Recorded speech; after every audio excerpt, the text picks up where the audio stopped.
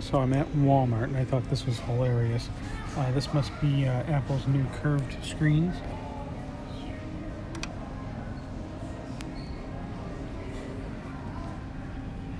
Somehow it still fully works.